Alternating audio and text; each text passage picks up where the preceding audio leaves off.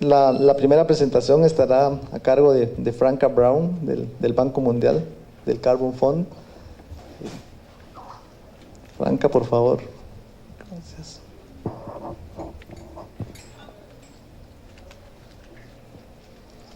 Y según el acuerdo que teníamos, son de 30 minutos cada una. Muchas gracias. Así está muy bien. Muchas gracias. Muy buenos días a todos. No sé quién pasaría los slides, pero voy a aprovechar y presentarme otra vez. Yo soy Franka Braun. Trabajo en el FCPF y en el Fondo de Biocarbono del Banco Mundial como, como punto focal de país para Colombia y México. También veo otros países en el Biocarbon Fund, en ECA, en Eastern Europe y Asia Central. Y antes trabajaba en NetSource, un fondo de inversión privado basado en Nueva York, también como gerente de programas y proyectos, sobre todo del MDL en el sector forestal también. Antes de eso también trabajaba en el Banco Mundial en América Latina, pero en otros programas que ambientales, más bien viendo temas de gobernanza. Entonces, esto sería mi introducción. Voy a pedirles disculpas porque mi presentación va a ser en inglés, entonces tal vez se ponen los audífonos. Okay, so I'm going to switch to English. Sorry about not speaking in Spanish, but it's going to be a bit faster if I do it in English. So thank you again for inviting me to this important workshop on REDD+ financing, which is coming very timely for us at the FCPF and Biocarbon Fund, as we actually venture into this new and first exciting phase of actually developing ER programs more at the jurisdiction level. And we are already aware that we need to link up to other sources of financing in order to make these programs sustainable and a reality. So we are also starting to think about this topic more and more. How can we tap other sources of funding and financing? So this is a really very welcome platform to discuss this thinking, and we really thank the organizers for launching this discussion.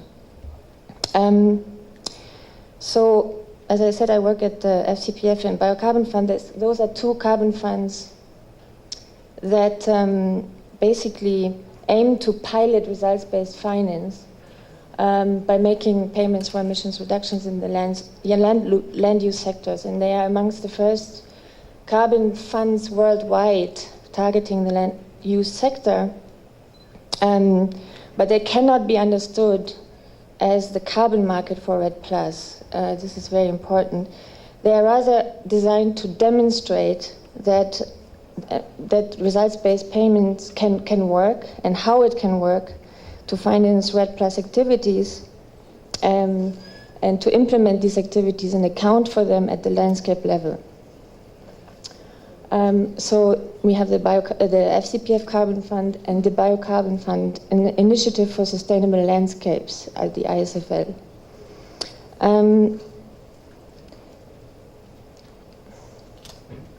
So these two funds, though they are basically two of three instruments at the World Bank that focus on climate finance for forests and landscapes. And together with the FIP, the Forest Investment Program, they basically aim to cover all three phases of REDD. So we have basically phase one, which is the preparation and design of a program. And we have phase two, which is more focusing on making the on-the-ground investments that are needed to create actions that generate emission reductions, probably what Leslie referred to yesterday's level 4 of activities. And finally, the results-based phase where we make payments against verified and measured emission reductions. So these two funds that I will focus on, the Biocarbon Fund and the FCPF Carbon Fund, they focus on phase 1 and phase 3 of REDD. So in terms of funding, so the total support from the World Bank, from the World Bank Climate Finance Mechanisms for REDD+ and climate mitigation at for land use sums up to $1.8 billion. This means $1.2 billion for the two carbon funds that I'm talking about, that dedicate roughly $460 million to readiness and roughly $745 million to results-based payments. These two funds are born out of sort of an evolution of thinking at the Carbon Finance Unit at the World Bank. We started out with the Biocarbon Fund first generation that was really merely project-based and focusing mostly on the CDM and afforestation projects. So these projects were important in order to really show that land-based carbon, forest carbon can work. It is possible. It is a very valid asset in terms of carbon credits. They can be measured. We can deal with permanence issues, etc. But we also saw that this limited scale had its challenges, mainly high transaction costs that often outweighed the effort and the costs that were put in. But more importantly, the impact such a program or project can have in mitigating climate change. So we recognize the need to move to a larger scale and to really achieve landscape transformations at a larger scale and at a jurisdictional level. So that is what we're embarking on right now with these two carbon funds. So what are the key differences of these two funds that I'm presenting? One is that the FCPF Carbon Fund has a shorter lifespan. It operates through 2020, which is a big challenge given that we are in 2014 and we just basically selected the first operations into the pipeline. So we have essentially 5 years until maturity of the fund. The BioCF has a longer time frame. It operates through 2030. The FCPF Carbon Fund, although both funds operate at the same sort of level or scale, which is the jurisdiction level, and which means that the area for accounting of a program is really the jurisdiction and not a project approach or not a nested approach. There's a key difference in that the FCPF Carbon Fund focuses exclusively on REDD+, so on generating emission reductions from REDD activities, which means focusing on the forest, if you will, whereas the ISFL also focuses on other land use activities in the broader landscapes, linking to agriculture and not only addressing drivers of deforestation outside of the forest, but also paying for carbon emissions that might be generated by pursuing these activities. For example, the ISFL can also pay for emission reductions achieved through more sustainable agricultural practices, through energy. I mean, of course, we are aware of the double counting aspect that Charlie mentioned yesterday, so that will be, of course, taken into account. And other activities, which obviously is a huge methodological challenge that we have yet to solve, actually. Another difference is the partnership or the governance structure. So the FCPF Carbon Fund is more a partnership structure, whereas the ISFL has a very lean governance structure, so decisions can be made quicker. But it's not as inclusive, let's say, as the FCPF. At the Carbon Fund, one of the key points is also that REDD readiness has to be accomplished, has to be achieved before not only ERPAs can be signed, but also payments can flow. So there's a long process behind being able to actually tap into results-based finance, whereas the ISFL can be quicker in actually piloting programs, where it will still link to the national REDD readiness process, of course, but it's not contingent on it. The country selection process was also different. In the FCPF, it's a very competitive process. We have many more countries in the fund, a total of 44 at the moment, and 8 are in the pipeline for the carbon fund. And the selection at the ISFL was more actually donor-driven. It was also made based on certain criteria. And so for now, we only have 4 countries in the ISFL pipeline. The average program size is roughly the same, $55 to $60 million for both activities, for both funds. These are the countries we currently work in. So we have 12 countries as of today that work on developing ER programs or jurisdiction-based land use programs. 8 of them are in the FCPF, and 4 of them, which are Colombia, Zambia, Indonesia, and Ethiopia, are in the ISFL. And then, of course, we are also active in many other countries concerning readiness, but also through the BioCF first generation. So what do these funds actually pay for? So both of them have, as I said, a technical assistance facility. So the FCPF has a readiness fund, and the BioCF has what is called the BioCF Plus, that will pay for what we call sort of soft investments that create an enabling environment for implementation of the REDD+ strategies, but also build public sector capacities for REDD implementation, can pay for studies, for land tenure assessments, for policy analysis, for drivers of deforestation analysis, everything that doesn't really create sort of on-the-ground hard investment can be paid for by these 2 technical assistance funds. The Biocarbon Fund Plus has roughly $100 million, and the FCPF Readiness Fund $360 million. The 2 performance-based payments funds will make payments for for measured and verified emission reductions. Under the Carbon Fund, we have a methodological framework that has been developed and approved by the PC members that countries have to follow and comply with in order to receive payments for emission reductions.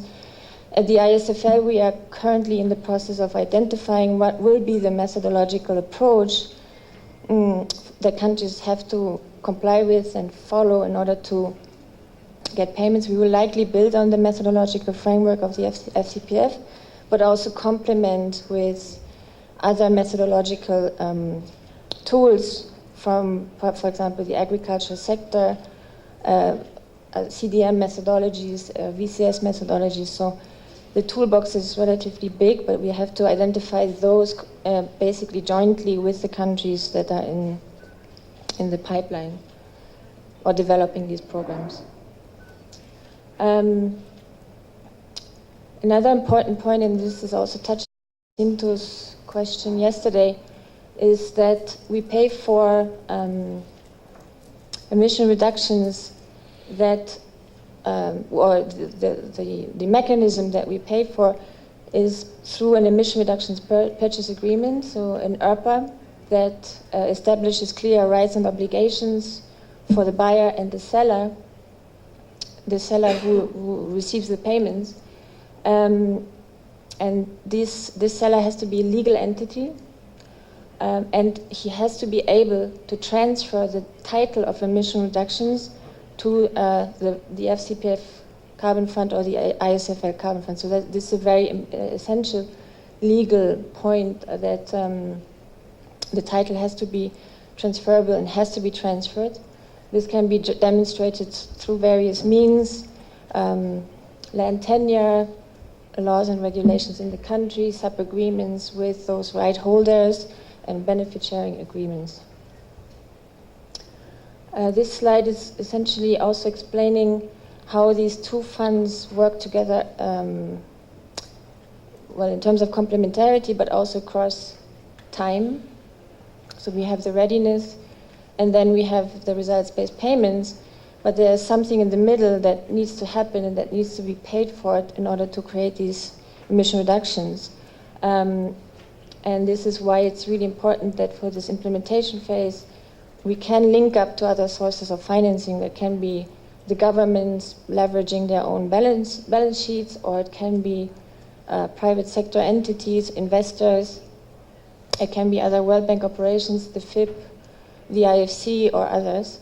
But basically, there is a missing middle that needs to be identified in order to move these programs forward. So the payments for results are not meant to cover these investments that need to be made on the ground to generate emission reductions.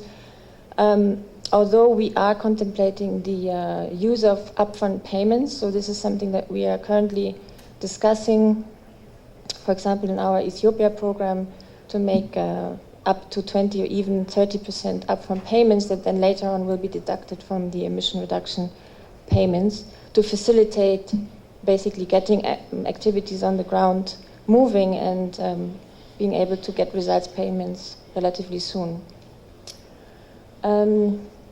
This slide I put in order to help you understand also basically the business process of these carbon funds, which is quite lengthy. So, as I said, now we have identified a number of countries that are in the pipeline, but before we can sign ERPAs with them, basically all of this has to happen. We are now at stage 3 with 5 of our countries. So we signed letters of intent to purchase emission reductions, but now we have to develop the technical documents for the programs. Countries, in the case of the FCPF, have to also prepare the readiness package, and it has to be endorsed by the FCPF participants. The programs have to be submitted, they have to be vetted through also third-party evaluation, but also internally, the World Bank has to go through its safeguard process, and all of this will then lead to a review meeting within the World Bank, but also with the Carbon Fund participants, before an ERPA can be negotiated and signed. So we estimate at this point in time in our LOIs that this process will probably take 18 to 20 months. So we're looking at first ERPA signatures in 2016.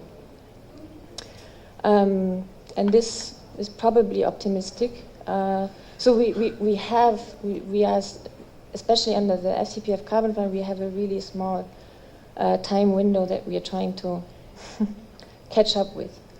And then, of course, there's the phase of implementation, verification, and then results-based payments. Well, this discussion of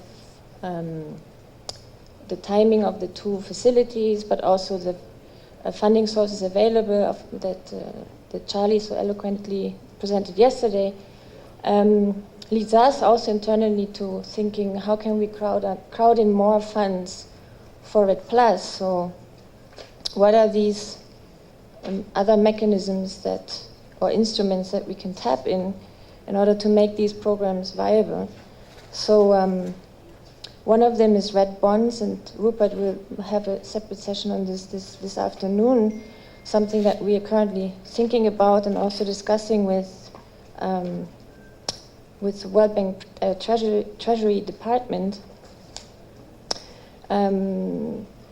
Basically, this mechanism would help to address the issue of time and scale of mitigation in the land use sector, enabling the issuers of these bonds to raise capital and for capital market investors to actually access value streams of forest products and services associated with conservation. And these can be linked to other revenue streams coming from policies such as PS mechanisms, biodiversity payments, or other fiscal policy instruments that promote or support sustainable land use.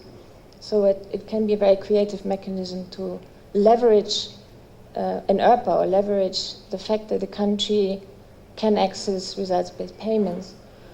Similarly, of course, private sector investors can also see the value of an ERPA as a risk mitigation to make an investment. Then there's concessional finance, to credit lines, or also guarantee instruments that can also be used to mitigate the risk of such a bond in case the country has a low credit rating.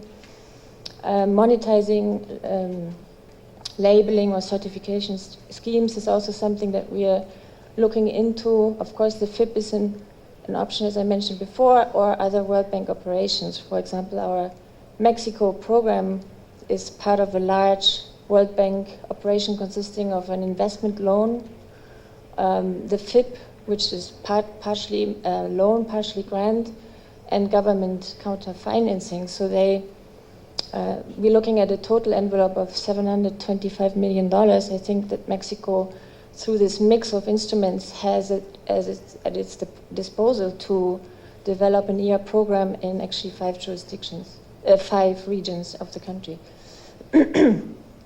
Then, well, again, if we talk about the private sector, which is mostly, as I mentioned, very central in the ISFL program, where we really try to work on linking to the agricultural sector and to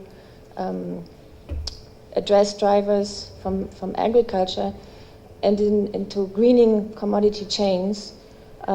We're talking to all these different types of private sector stakeholders, big consumer good companies such as Nestlé, Unilever, Bunge, Faber-Castell, of course traders and exchanges, large local producers who want to green their supply chain, international and local financiers who can either structure creative financial instruments or who can lend to the program, local entrepreneurs, and of course smallholders that create interesting or innovative new business models for land use. For example, such as Comaco in Zambia, which is an innovative company basically making wildlife conservation and markets basically work together. These types of arrangements are the ones that we're trying to pursue through the ER programs. One example actually that I wanted to mention of such a partnership, public-private partnership, is in our biosafe portfolio in Colombia, where where basically the local clients or stakeholders managed to, through different phases, create a very successful public-private partnership with a large multinational pencil producer, Faber-Castell. This is a project in the northern part of Colombia where land was reforested on lands that were traditionally dedicated to cattle ranching. So it was also a huge behavioral change to which this project contributed in turning cattle ranchers into basically foresters. At the beginning, these landowners were basically borrowing money from a Colombian regional authority, and in the now third phase of the program, they entered into a joint venture with this pencil producer, who is lending the money, or investing rather, it's an equity investment into reforestation. The smallholders contribute the land, and so the benefits are shared 70-30, 70 for the equity investor, 30 for the land contributor. And along this line of benefit sharing, they share not only the carbon credits, but also the proceeds from wood harvesting, etc. So this is a very nice win-win type situation that we hope to also replicate in other programs.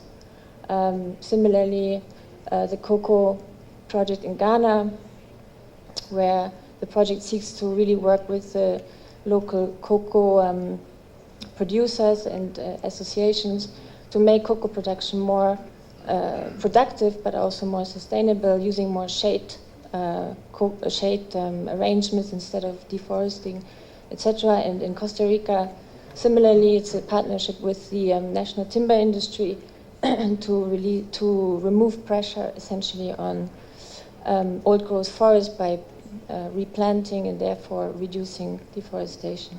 So these are some examples, and basically I reached the end of my presentation, and I look forward to your questions. Thank you very, very much.